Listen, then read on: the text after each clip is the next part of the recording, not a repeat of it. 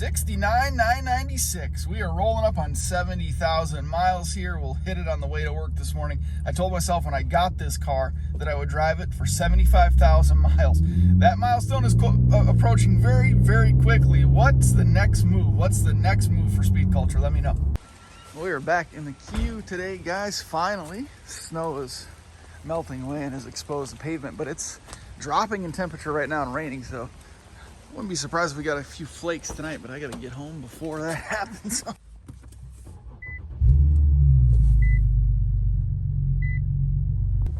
If you guys haven't seen that video yet of me trying to drive this car in the snowstorm, go check it out. Pretty funny. Didn't quite go, well, I can't say it didn't go as expected, but it didn't go well. Well, I'm waiting on some exciting news to share with you guys, and then I'm gonna spend a bunch of money, but until then I got some more stuff I need to wrap up soon. I'm kind of lollygagging. All right, we're gonna take this little shit box around the block. Oh, I got the pedal hooked back up. Hasn't been driven in a little while. I know you guys love the Z cold starts too.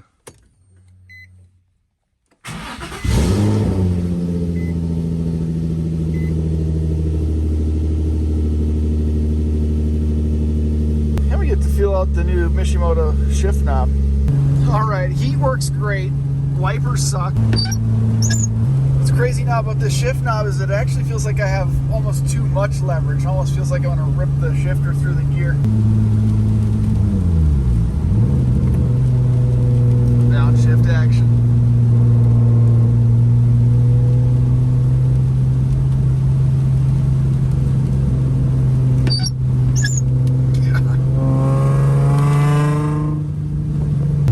Quite a bit rattlier and a little bit more droney in here with the interior pieces pulled out of the rear.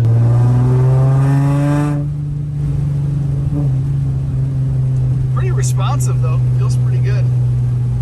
I love the steering wheel actually.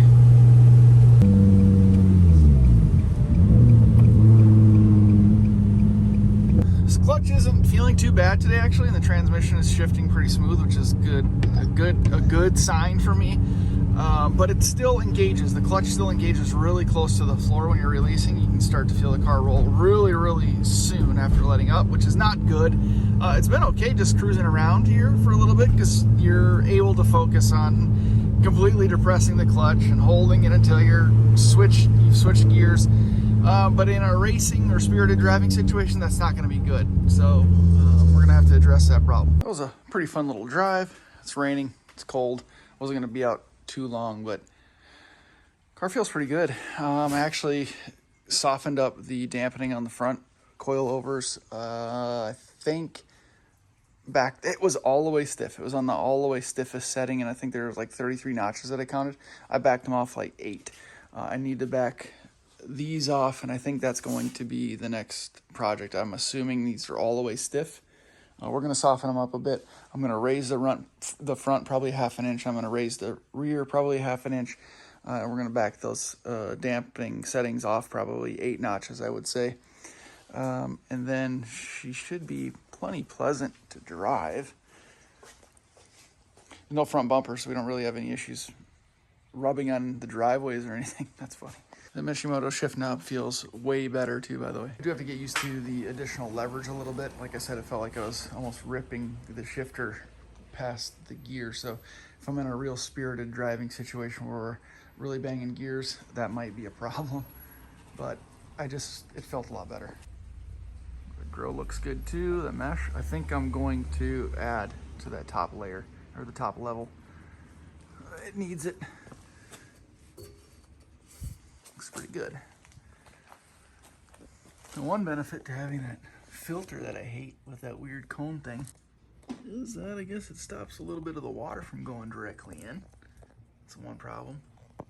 The other thing is that there's some weird rattle in the back. Obviously there's more rattles and weird noises in the back that we've taken all of the interior stuff out of the rear. It just felt like there's something sitting in here somewhere, like a few BBs or pellets or something just rattling in there at certain RPM. So I gotta find those. We'll vacuum this back end out. It's happening again. Are we ready for round 2? Oh my God. Round 2, here we go. Snow weather in the Infinita. Oh boy, it's why actually ice. Why did yours do that? Well, we made it to the gas station just fine, and there's snow on the car, so technically it is the Q50 in the snow. So I've gotten a couple of different pieces of information about these Zs.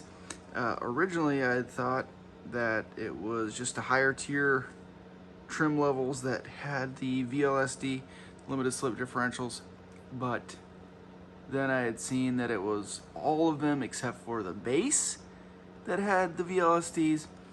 This is supposedly an enthusiast coupe, so the tier up from base, from what I understand. I'm not totally up on all of the 350Z stuff, so correct me if I'm wrong, but you know, driving the vehicle around, spinning the tires a little bit here and there, I gotta admit, I've done it, of course, I've tried it out. The car was acting a certain way. It led me to believe that it did, in fact, have the VLSD. It was spinning both tires at the same time. So, easy way to do it, obviously, is to rotate the wheels while the car's in the air. So let's take a look and see what we got. I'm gonna turn this one here, watch that one across the screen, see what happens.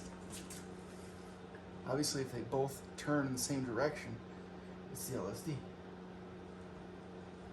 Oh boy, they're both turning forward. That's good news. It's good news. Obviously, this is not saying that the VLSD is anything to be, you know, super pumped on, but it's obviously way better than the open diff. Just coming from the Q50 with the open diff, that's so annoying. Knowing that the Z has at least a little bit of potential to spin both tires is makes me feel so much better.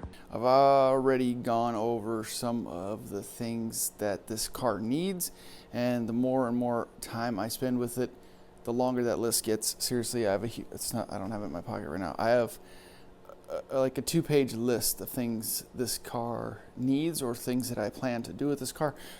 To be fair, a lot of them are upgrades, but a lot of them are also maintenance things. But I will say that we're starting off with a good base. This car does have a bunch of parts already installed. What I'm trying to do now is go through it a little bit and see which ones are acceptable, which ones I'll run for a little while, which ones I need to change immediately. Luckily, I'm not finding a lot that I need to change immediately, but I want to go over some of the things today that this car already has that we're going to work with. You guys have known from previous videos that we're running with a titanium Tomei catback, which is pretty cool. The only problem that I've come into seeing here is that this resonator in the tail section is rubbing the heat shield, and that's making a terrible vibrating noise in the cabin, and unfortunately it's really tight. I don't want to take the heat shield out. It's around the drive shaft as well, so I'm gonna have to drop the exhaust, I think. Maybe cut out a section of that heat shield, or maybe dent it in a little bit. It's just touching up on that corner to the left of the screen there, and it's real tight. That sucks. I hate rattles. I hate rattles more than anything, and that's causing some rattling, so we gotta fix it. Being under the car too, I was actually pleasantly surprised. I had some feelings that this car had done a little off-roading, if you know what I mean. There's a little bit of grass and clay and dirt packed. It definitely scrubbed something. So there's some evidence of scrubbing on one of the rails. This cross brace thing has got some edges that are rolled up a little bit and some earth stuck in it, so we know it hit some grass. The exhaust just has a little bit of a dent there on the resonator, so otherwise it's in pretty decent shape underneath, which I was kind of afraid of, but now that we got a car in the air, it's not looking so bad, so feeling pretty decent. Sticking in the tail section here, we have the Godspeed tow arms and Godspeed camber arms. Not a huge fan of Godspeed, pretty cheap, but they seem like they're in decent condition other than the sticker falling off, which who cares. But we're going to run them for a while. All the joints and connections seem decent, and they're firm still. They're not all rusted out. They're not in too bad a shape. So we're going to leave them for now. We're going to get this car in for a track alignment, and then we'll actually find out where we stand, and we'll see if these things are holding up over time. If they can hold an alignment, maybe we'll keep them. We have factory end links here, sway bar links, and the factory rear sway bar. We got to get that upgraded immediately. I'm sure the bushings are shot on the factory sway bar, so if we're going to change bushings, might as well change the sway bar out and the end links as well. So that's on the list. Again, upgrade parts. The car feels pretty tight and handles really well right now, actually, the way it is. But, you know, we got to get this thing ready to rip. One thing that I didn't notice when purchasing the vehicle is this dust boot on this axle is ripped, and it did spray some, you know, stuff around. It's greasy in there, and you can't have a torn dust boot. And I've been feeling some like catching if I roll back and reverse and then go forward real slow. I couldn't tell, and maybe it still is the brakes catching, sticking or something. I needed new brake pads, and it needs new rotors. So we want to bleed the brake system and everything, but maybe it's this axle binding a little bit. I don't know, but I think we're going to be replacing rear axles. You guys know we already got the Bell Raceworks rear diff brace, and we got the sketchy fix on the rear diff bushing. We're going to replace all the rear diff bushings here shortly, and now that we have confirmed that we indeed have the VLSD and it indeed is the Enthusiast Coupe, I think we're going to be okay with this rear end. So we're just going to do a service, you know, fresh fluid. We'll get some Motul rear end fluid in here, make sure everything is good. If we got to weld the diff, maybe we'll weld the diff, who knows, but we're going to rock this one for now. So we'll just switch out all the bushings, get those from Z1 Motorsports most likely. Like I said, we need new rotors, but you guys can see we got the Brembo brake package. I'm not sure if the Enthusiast Coupe could come with the Brembo package. Let me know in the comment section below if that's something that this trim level would come with as an option, or if it just came with the Brembos. I'm not sure how that all worked out. Still learning as we go, but I'm pretty pumped that we do indeed have the Brembos. So we're going to upgrade to stainless steel lines most likely, get some nice aggressive pads, street performance track kind of crossover pads.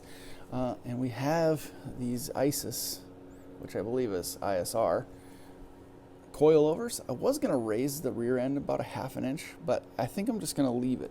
I'm going to raise the front a ½ inch. Just give me a little bit more clearance, try to get rid of some of that negative camber.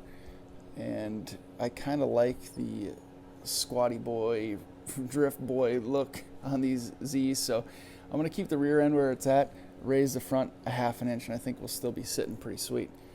But I am going to adjust the dampening settings in the rear. I'm not sure if we'll do that in this video or not, but I got to cut some holes, make some access. I hate how they have these coilovers in the rear of these Z's, because you have to drop the coilover to reach the dampening knob on top, because that cross brace that runs through the back end is, there's no way to access it unless you have the you know, the extensions for the dampening settings, which this one doesn't. It just has the knob. So I don't want to drop it down, so we're just going to cut a hole.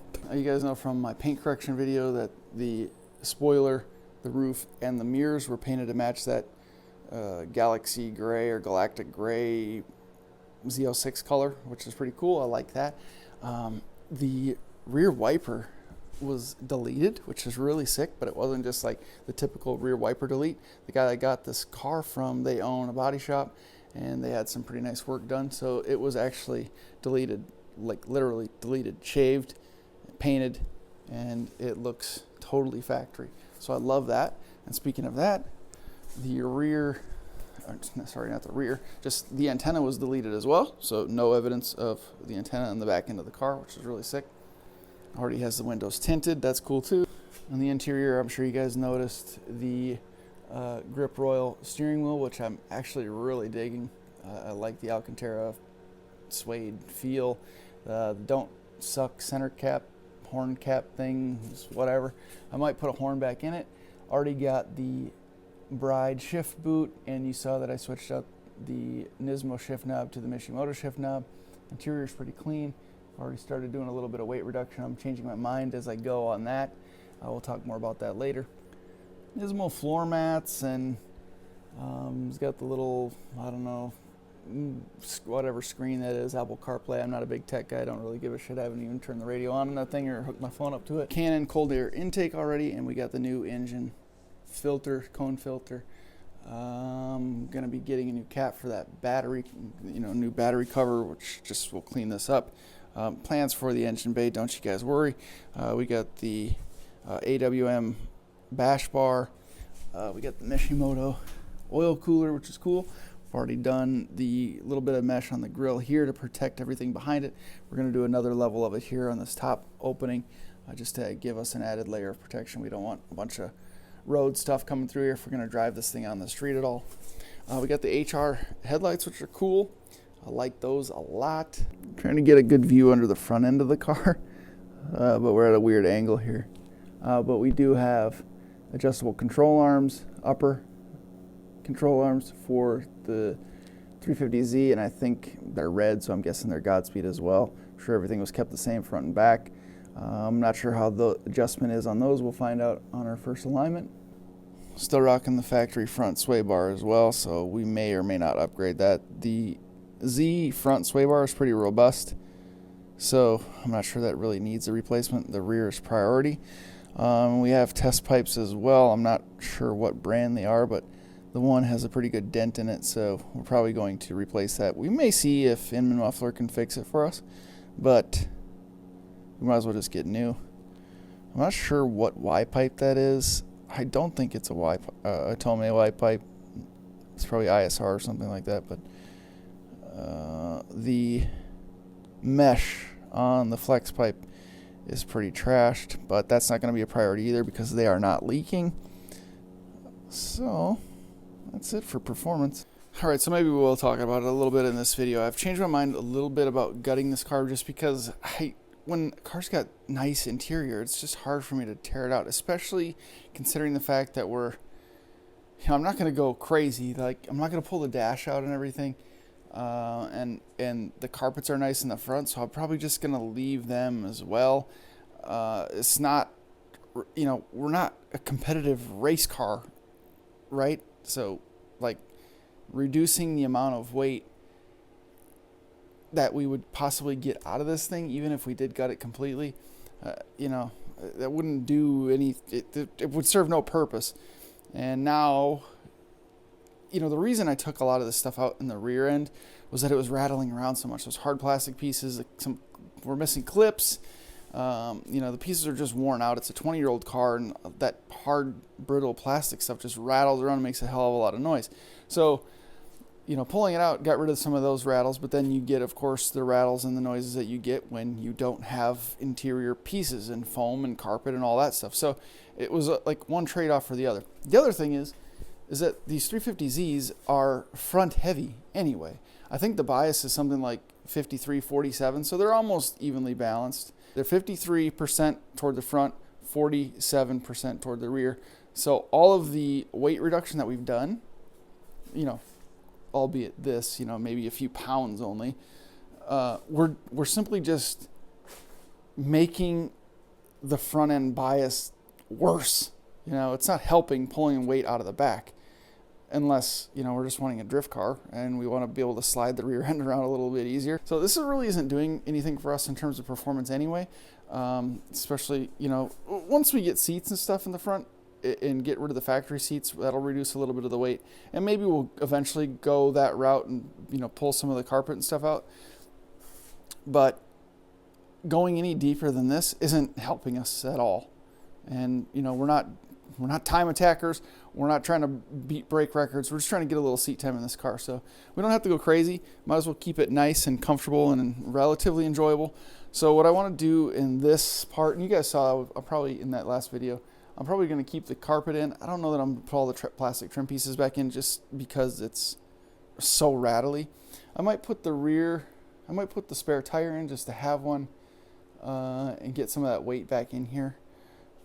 Just to help balance things out a little bit. But I want to paint some of the stuff black just to hide it, and I'm going to put some sound deadening in. I have a bunch of Neuco sound deadening material left. It's nice, heavy, thick stuff. So that'll actually bring some of that weight back into the rear end, but it'll really help solve a lot of the rattles. Like, you just tap around.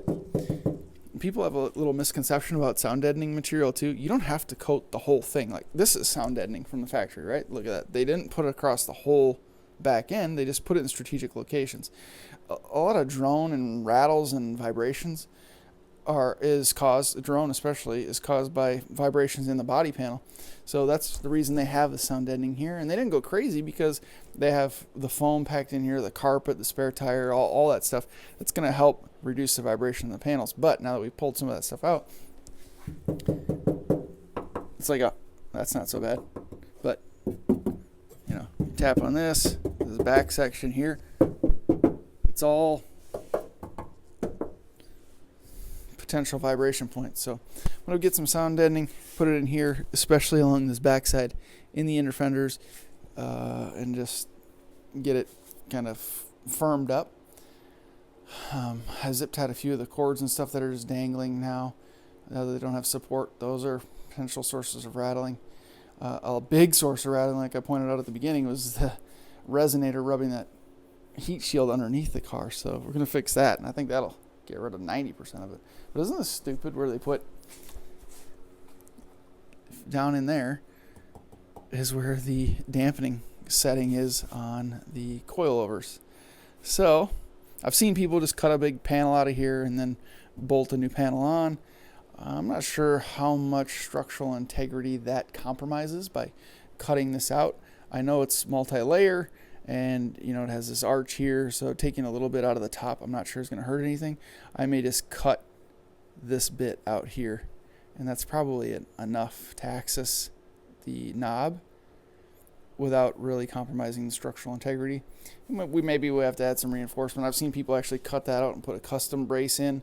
That could be something we can do in the future, but we'll see. I mean, you know, we just want this car to run right and feel good on the road and hopefully on the track as well. Like I said, I got some exciting news to share with you as well, and it was confirmed today, so I'm really amped. So stick around for future videos. I'm not sure if this video is over yet or not. I've got to take my wife in her first ride in this thing. She hasn't even sat in this car because she didn't like how it smelled, and she wanted it cleaned out before she'd ride in it. Wife's a little bougie when it comes to things like that. My daughter's been in it just around the block, so she heard a little bit of the tin can, but we haven't really beat on this car at all with her in it. So we're going to take her for a little ride. I got an appointment scheduled for the first part of February. That has something to do with the big news. I spent a bunch of money today on this thing. There's a lot of stuff coming for this car that I'm really excited to share with you guys. So I hope you're going to stick around. Stick around. If there's more minutes left in this video, stick around for it as well. I don't know what the hell we're even doing. It's 1 o'clock in the morning, but I just can't help myself. Starting with some of this Noiko sound deadener. A little bit goes a long way. Like I said, let's listen to this panel right here. It's like a hollow drum, but you come over to these sections now that have been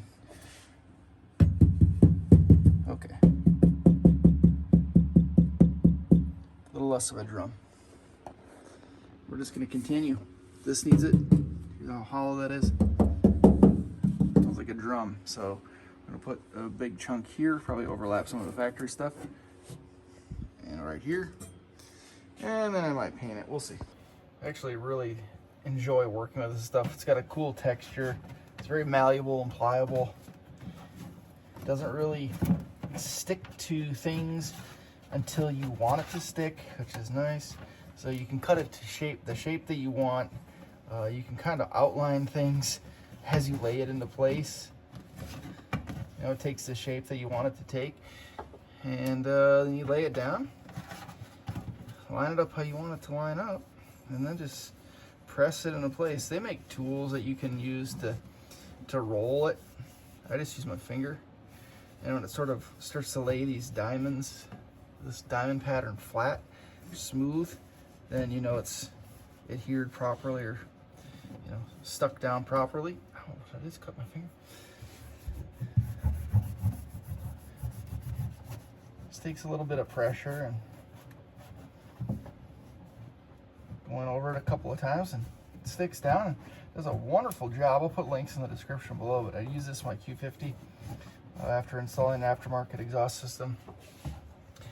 A lot of aftermarket exhaust systems, especially aggressive ones, will cause some drone, some worse than others. And drone can be obnoxious in a daily driver. It's something you get used to if you've had cars with aggressive exhaust systems in the past. Doesn't really bother you. It just kind of comes with the territory. But if there's something you can do to reduce it, why not? Adding a little bit of Noico sound deadener help firm up these little panels that sounded like hollow drums before. Now there's a little bit of stiffness to them. There's still a little bit of hollow feel to them, but it's just this, you know, big sheet of metal. But it's a lot better. That is pretty good up in this region. I'm just going to do some on that cross piece there.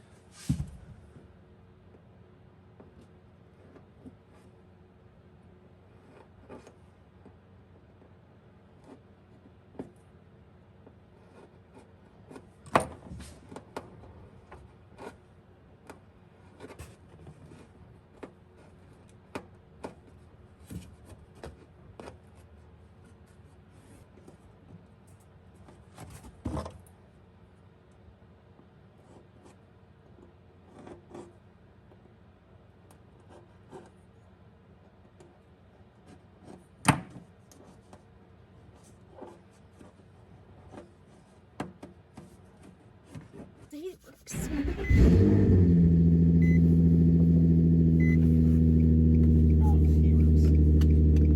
Finished up the sound deadening, and I did go ahead and put the spare tire back in with some of the styrofoam pieces and then the carpet in the back end, and it seemed to help quite a bit, although there is still quite a bit of rattling. However, I think that rattling is coming from underneath the car, not necessarily in the back end of the car. So we'll have to take care of that exhaust rattle problem and do some more digging around, because I can't stand those freaking rattles. But we're making some progress on this Z, so things are getting exciting, guys, and stick around for the big news I want to share with everybody.